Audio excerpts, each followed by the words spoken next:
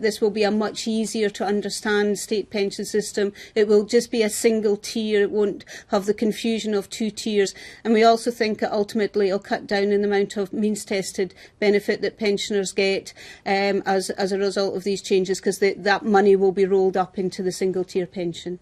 But there's a but. There's always a but. There's always a but, yes.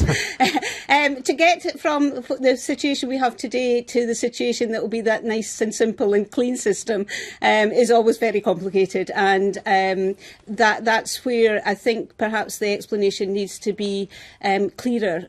When we took evidence from the Minister, he said that the government was hands were tied because until there was proper legislation on the statute books, the government really couldn't do anything. But we thought that it was actually imperative that the government starts to explain this, even as the legislation is going through the House of Commons. And that's become even more urgent because in the budget, the Chancellor brought forward the implementation date by a year to April 2016.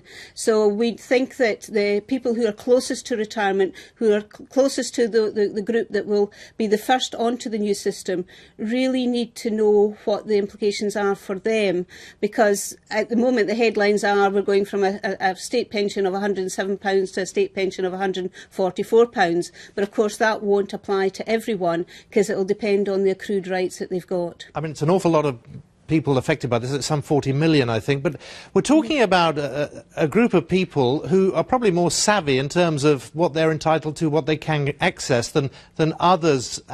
So is it not a case that the information is there, they just need to find it, or are you saying the government needs to be more proactive? I think the government definitely needs to be much more proactive because the introduction of the new system means the end of contracting out. A lot of people don't know whether they've been contracted out. They didn't realise that perhaps they've been paying lower national insurance contributions because of that, and other people don't know how much they've got in the state second pension, whether through SERPs or S2P. And it's actually, if you're not within 4 months of retirement pension age, it's actually quite difficult to find out exactly what it is you would be entitled to.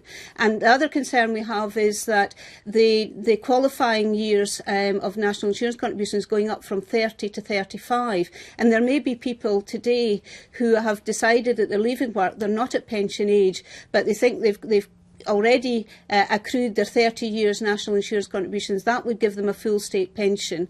But actually, they might come under the new system if they reach pension age after April 2016. And in fact, they haven't, because they would need 35 years. So it's to give people warning so that they're not taking decisions today that might be to their detriment because the actual legislation is about to change.